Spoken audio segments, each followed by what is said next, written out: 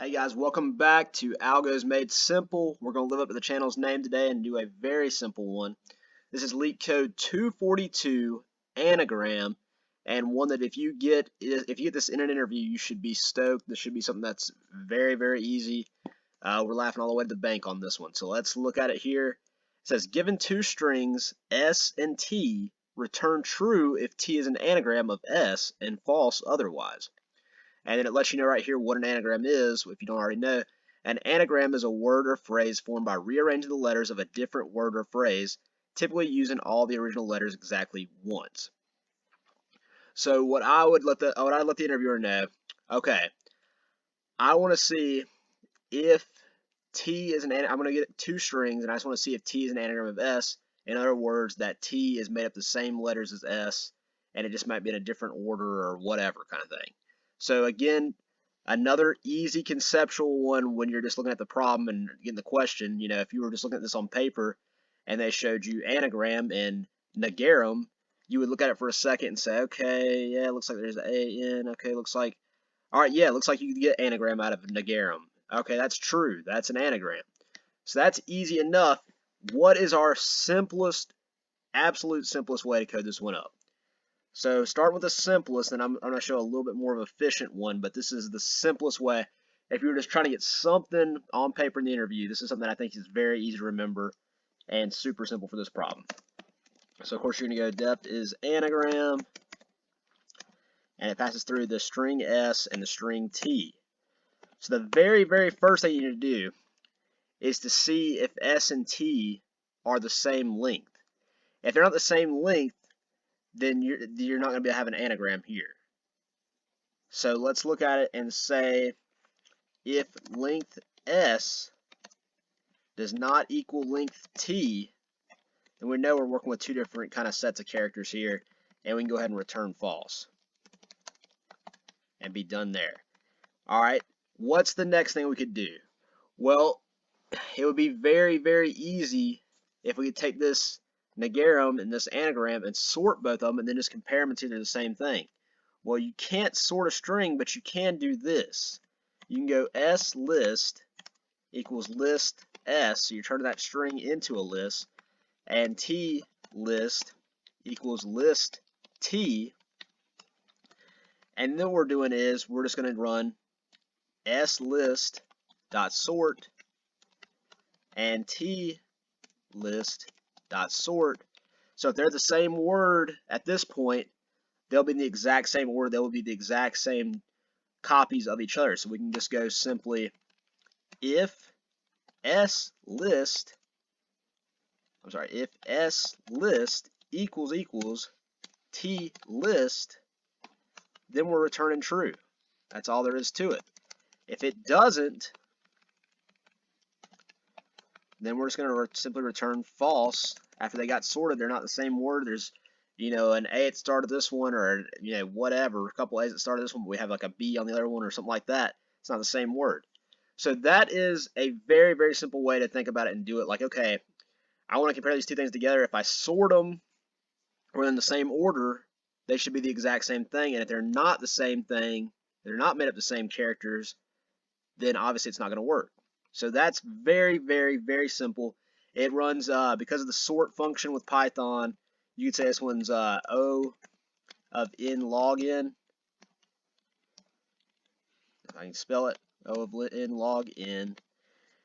And that's fine. I think that's something great to put on an interview, especially if you get this one. That's a quick, fast solution, something you can speed through, show that you know what's going on. I think that's fantastic. Didn't even need a game plan for this one. That's how simple this one is.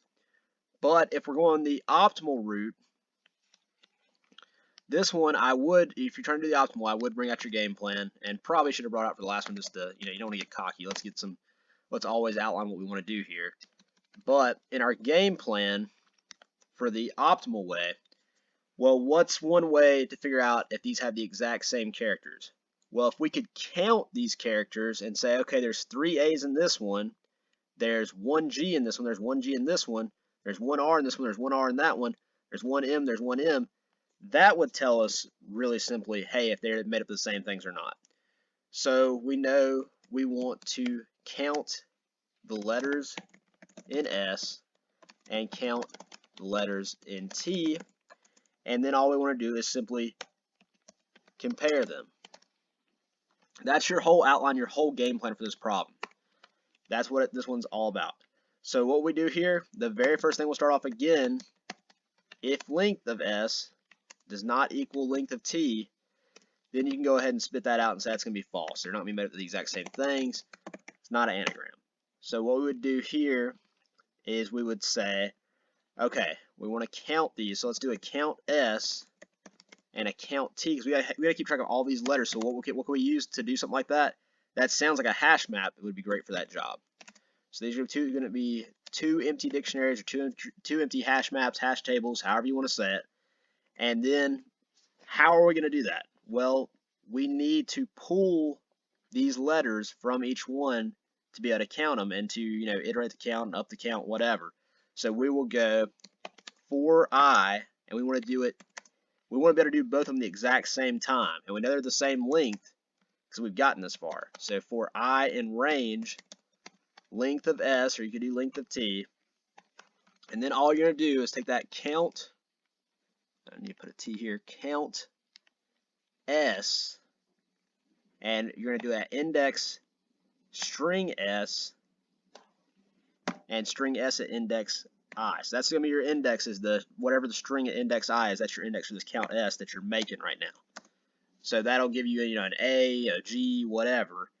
And if we've got that, if it's already in there, we're going to say count S. And because it could possibly be the first time it's in there, we're going to say count S dot get, and we're going to say S at index I, or it could be 0.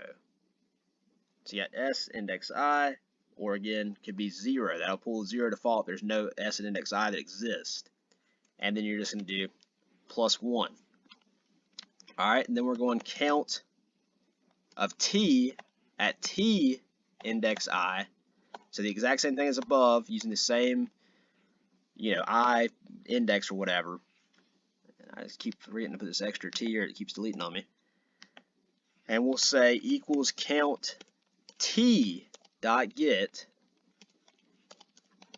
T at index, or string T at index I,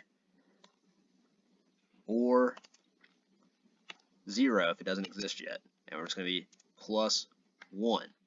And that's going to assign us our new count. So if there's already been an A in there and we're at this index, we're returning a 1 or a 2, then we'll add this 1 to it, get to 2 or 3, and then I'll reset it for what it is now.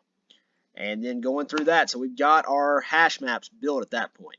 We know if we did count S and look at the hash map, it would have all the A's. It would say A corresponding with 3. It would have the N corresponding with 1, etc., etc.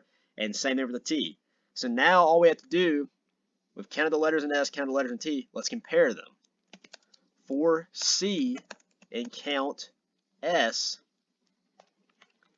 if count S at this index C does not equal, and again you have to do the dot get because there's a chance that what's at this count S at C doesn't even exist in count T. So you'll do count T dot get, and you'll be getting C index or 0. Alright, and then if that doesn't equal it, you're going to immediately return false.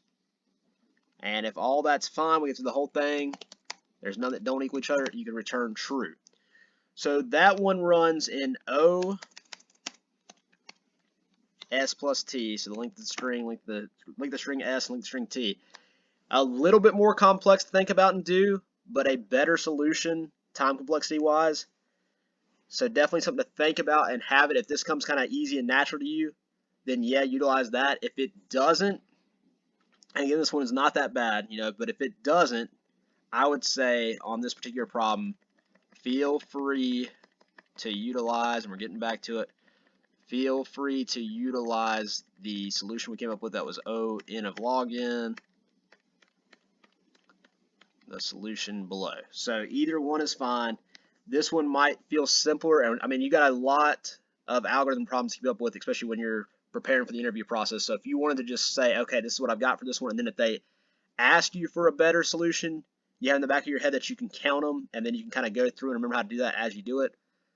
That's fine. Or again, if the counting one kind of comes naturally to you, utilize that. I think either is fine for this one, and a great problem that we kind of hope that we're going to face and get. So again, if you guys have a better solution, or you think something was done incorrectly, or you just think I could be doing something better, I'm very open to it as I'm preparing, and I'm sure everybody else will be open to it as well. So please put in the comments. Please like and subscribe if this is helping you out at all, if you're enjoying these videos. And again, we're just trying to make these as simple as possible. Nothing, no high level kind of information. Just, hey, we want to be on the surface here. How can we get these things done? What's the easiest way to do these things? So again, thanks for watching, guys, and I'll catch you in the next one.